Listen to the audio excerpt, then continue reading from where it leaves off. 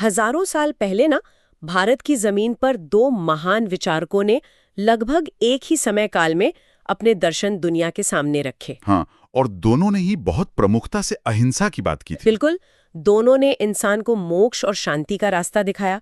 लेकिन फिर सदियां बीती और एक का विचार तो भारत की सीमाओं को पार कर पूरी दुनिया में फैल गया। मतलब चीन, जापान, श्रीलंका, पूरे दक्षिण पूर्व एशिया तक। हाँ, सही कहा। लेकिन इसमें ना एक बहुत ही अजीब और हैरान करने वाली बात है।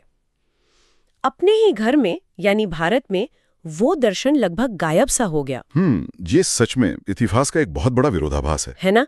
जबकि जो दूसरा विचार था वो पूरी दुनिया में बहुत बड़े पैमाने पर फैले बिना भी भारत के हर राजनीतिक तूफान, हर बाहरी हमले को झेलकर मतलब आज भी अपनी जड़ों से पूरी तरह चिपका हुआ है। और यही बात इस सवाल को इतना दिलचस्प बनाती है कि आखिर ऐसा क्यों हुआ?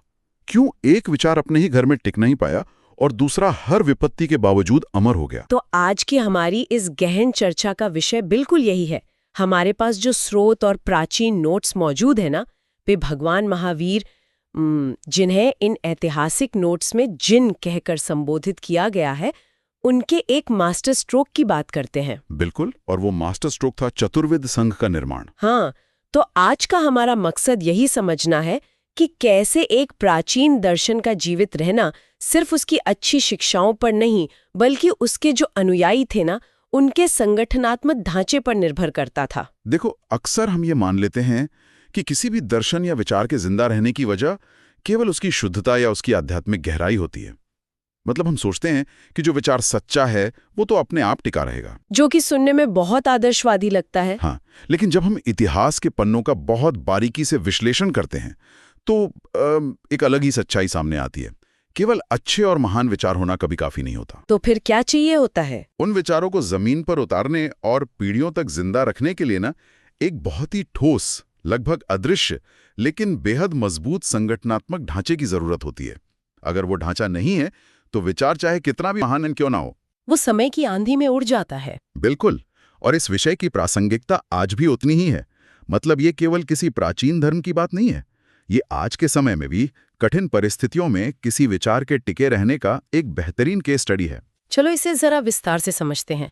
हमारे स्रोत बताते हैं कि भगवान महावीर ने अपने पूरे समुदाय को 4 बहुत ही स्पष्ट हिस्सों में व्यवस्थित किया था। हाँ, जिसे चतुर्वेद संघ कहा गया। इसमें साधु, साध्वी, श्रावक यानी आम पुरुष और श्राविका यानी आम महिलाएं शामिल थे। अगर मैं इसे आज के नजरिए से देखूं तो ये किसी बहुत ही विशाल इकोसिस्टम या किसी सफल कंपनी के ढांचे जैसा लगता है। वो कैसे? मतलब जैसे किसी कंपनी में केवल मैनेजमेंट या सीईओ के होने से काम नहीं चलता ना, आपको ग्राहकों, कर्मचारियों और निवेशकों को भी एक सिस्टम में पिरोना पड़ता है। बहुत सही तुलना है ना? भगवान महावीर ने आम गृहस्थों को सिर्फ एक अनुयायी या भीड़ नहीं छोड़ा, बल्कि उन्हें संघ में एक बहुत ही औपचारिक और सम्मानजनक स्थान दिया। और ये कदम उस प्राचीन समय के हिसाब से बहुत क्रांतिकारी था। इसे समझने के लिए हमें उस दौर की मानसिकता को देखना होगा। उस समय समाज कैसा था? उस समय समाज में एक बहुत गहरी खाई थी। आध्यात्मिकता, मोक्ष और ज्ञान की बातें केवल उन लोगों के लिए मानी जाती थी जो अपना घर बार छोड़ के जंगलों या आश्रमों में चले गए हों। सन्यासी लोग। हाँ, एक आम इंसान जो खेती कर रहा है, व्यापार कर रहा है या अपने बच्चों को पाल रहा है, उसे इस आध्यात्मिक यात्रा का सक्रिय हिस्सा माना ही नहीं जाता था। मतलब आम आदमी तो बस यही सोचता होगा कि धर्म और मोक्ष सन्यासियों का विषय है, मेरा काम तो सिर्फ अपना घर चलाना है। बिल्कुल, उसकी भूमिका केवल दूर से आदर करने या कभी कभार दान देने तक सीमित थी। और ठीक इसी मानसिकता पर भगवान महावीर ने प्रहार किया।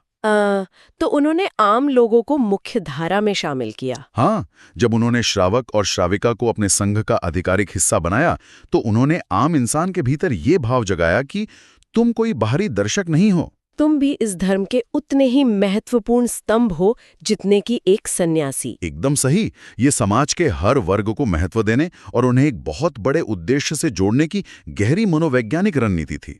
ये महज नामकरण नहीं था। ये कदम निश्चित रूप से समाज को साथ लाने वाला था। हाँ, लेकिन यहाँ मेरे मन में एक बहुत बड़ा सवाल उठ रहा है। हाँ, बताइए। मैं इस ढांचे की व्यावहारिकता को थोड़ा चुनौती देना चाहूंगी। जमीनी स्तर पर देखें तो नोट्स बताते हैं कि साधु, साध्वी और आम लोगों के बीच गहरा संबंध था। लेकिन सन्यासियों ने तो दुनिया के सारे भौतिक सुख त्याग दिए थे ना। हाँ, उन्होंने त्याग कर दिया था। वे खेती नहीं करते थे, धन नहीं कमाते थे, वे पूरी तरह से आम गृहस्थों पर निर्भर थे। तो जरा सोचिए, अगर सन्यासी अपनी हर छोटी बड़ी भौतिक जरूरत, यहाँ तक कि भोजन के लिए भी पूरी तरह से आम लोगों पर निर्भर हैं, तो क्या ये सिस्टम को बहुत कमजोर नहीं बनाता? ये एक बहुत ही तार्किक और तीखा सवाल है। मतलब अगर अकाल पड़ जाए या गृहस्थ मुकर जाए तो पूरा ढांचा तो एक झटके में ढह जाएगा। सत्ता से देखने पर कोई भी रणनीतिकार यही कहेगा कि ये एक बहुत बड़ा जोखिम है। ये एक कमजोरी लग सकती है। लेकिन हमारे स्रोत जिस बात की ओर इशारा करते हैं ना, वो इसके बिल्कुल विपरीत है। अच्छा, वो कैसे? यहीं पर इस ढांचे की सबसे बड़ी ताकत छिपी थी। एक्सपर्ट्स के अनुसार ये निर्भरता कोई कमजोरी नहीं थी, बल्कि यही उस धर्म के जीवित रहने की गहरी जड़ साबित हुई। एक ऐसी निर्भरता जहां आप अपना पेट भरने के लिए भी दूसरों पर आश्रित हैं, वो ताकत कैसे बन सकती है? क्योंकि, और ये बहुत महत्वपूर्ण है, ये निर्भरता एक तरफा नहीं थी। ये केवल दान देने और लेने का कोई साधारण लेन देन नहीं था। तो फिर ये क्या था? पादरी वर्ग और आम जनता के बीच एक बहुत ही मजबूत सिम्बायोसिस था, एक जैविक संबंध। स्रोत स्पष्ट रूप से बताते हैं कि गृहस्थों के लिए कुछ विशेष प्रकार के व्रतों का प्रावधान किया गया था। व्रत मतलब उपवास वगैरह? नहीं, उपवास नहीं, जीवन जीने के नियम।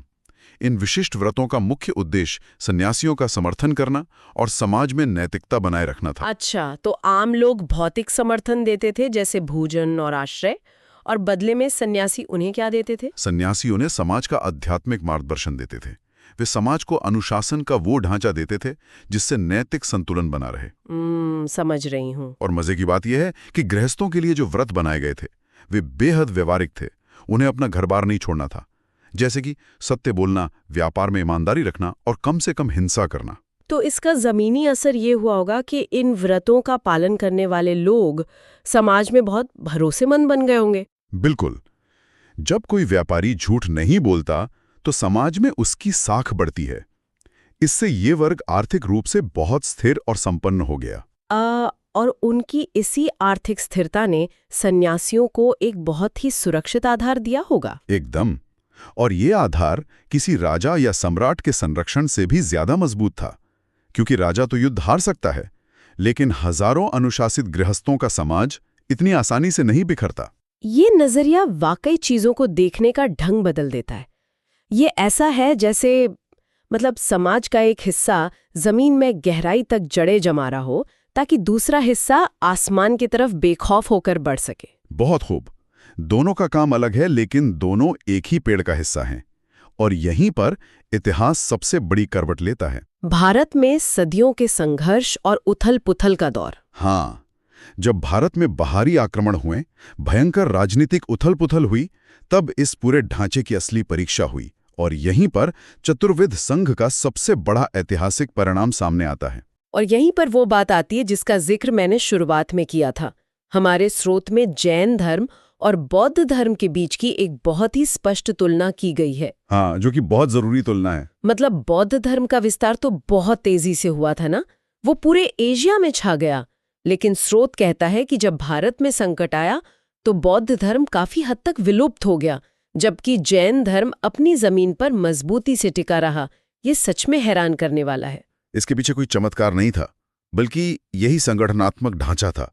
अगर हम इसे बारीकी से देखें तो जब कोई हमलावर किसी संस्कृति को नष्ट करना चाहता है तो वो सबसे पहले किस पर वार करता है? जाहिर है वो उस धर्म के सबसे बड़े और दृश्यमान केंद्रों पर हमला करेगा। बिल्कुल, जैसे कि विशाल मठ या विहार। जो इमारत सबसे भव्य दिखेगी, हमलावर उसी को तोड़कर अपना खौफ कायम करेगा। अब जरा एक ऐसे सिस्टम की कल्पना कीजिए जो बहुत हद तक अपने बड़े बड़े मठों और भिक्षुओं पर ही निर्भर है। अच्छा, तो बौद्ध धर्म का ढांचा ऐसा ही था?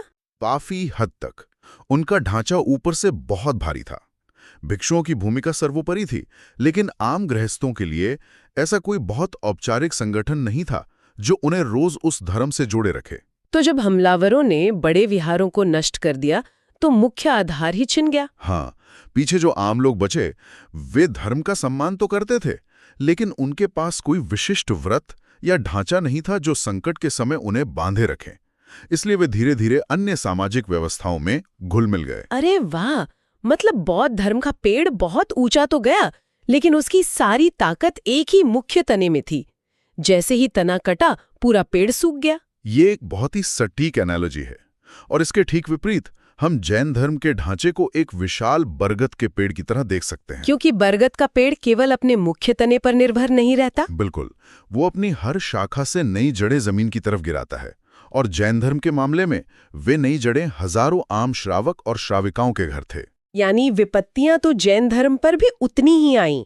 उनके भी बड़े मंदिर खतरे में पड़े, लेकिन ये विचार इसलिए बचा रहा क्योंकि इसकी जड़ें उन हजारों आम लोगों की रसोई में, उनके व्यापार में गहराई से जमी हुई थीं। यही वो सच्चाई है जो हमारे स्रोत सामने लाते हैं। जब बड़े केंद्र नष्ट होने लगे तब भी जैन धर्म जीवित रहा, क्योंकि हर गृहस्थ का घर अपने आप में एक अभेद्य किला बन गया था। आप एक भव्य इमारत को गिरा सकते हैं, लेकिन हजारों घरों में रोज लिए जाने वाले व्रतों को कैसे नष्ट करेंगे? ये लगभग असंभव था। आम गृहस्थों ने अपने साधु साध्वियों को पनाह दी, उन्हें सुरक्षित रखा और सबसे जरूरी बात, अपने व्रतों का पालन करते रहे। ये तो सत्ता और अस्तित्व का पूरी तरह से विकेंद्रीकरण हो गया। ताकत को हजारों हिस्सों में बांट देना, ताकि अगर एक हिस्सा मिट भी जाए तो बाकी जिंदा रहें। और यही बात भगवान महावीर को सिर्फ एक महान आध्यात्मिक गुरु ही नहीं, बल्कि एक असाधारण संगठनकर्ता भी बनाती है। तो अगर हम इस पूरी चर्चा को समेटें तो सबसे बड़ा निष्कर्ष यही निकलता है कि चतुर्विध संघ का निर्माण केवल लोगों को श्रेणियों में बांटने का काम नहीं था। ये एक दर्शन को अमर बनाने की सोची समझी रणनीति थी। बिल्कुल, चारों हिस्से मिलकर एक ऐसी मजबूत मेज के चार पैर बने जिसने हजारों सालों के तूफानों का वजन आसानी से सह लिया। इससे हमें ये सीखने को मिलता है कि किसी भी विचार की असली ताकत विशिष्ट वर्ग में नहीं है, उसकी ताकत आम लोगों की औपचारिक भागीदारी में होती है। अगर वो जुड़ाव सम्मानजनक है और दोनों को बड़े उद्देश्य का हिस्सा महसूस कराता है, तो समुदाय अपना अस्तित्व हमेशा बचाए रख सकता है। ये सच में इतिहास को देखने का चश्मा बदल देता है। और अब श्रोताओं के लिए एक गहरा विचार जिस पर वे खुद मंथन कर सकते हैं। हाँ, बिल्कुल। आज हमने देखा कि कैसे एक प्राचीन दर्शन का अस्तित्व इस बात पर निर्भर था कि उसने आम लोगों को अपने ढांचे में कैसे बुना। तो क्या आज के आधुनिक संस्थानों, आंदोलनों या नई तकनीक लाने वाली कंपनियों को इससे कुछ सीखना चाहिए? ये एक बहुत ही प्रासंगिक सवाल है। क्या कोई भी बड़ी क्रांति केवल कुछ चुनिंदा बुद्धिजीवियों की बंद कमरों की बैठकों में जिंदा रह सकती है, या फिर उसे वास्तव में समय की कसौटी पर खरा उतरने के लिए आम आदमी के रोजमर्रा के जीवन और उसके व्रतों का हिस्सा बनना ही पड़ता है? इस पर जरूर सोचना चाहिए। तो अगली बार जब आप किसी बड़े आंदोलन को देखें तो खुद से जरूर पूछिएगा, इनके श्रावक और श्राविका कौन हैं? इसी विचार के साथ आज के सफर को यहीं रोकते हैं। अगली बार फिर मिलेंगे एक नई गहन चर्चा के साथ।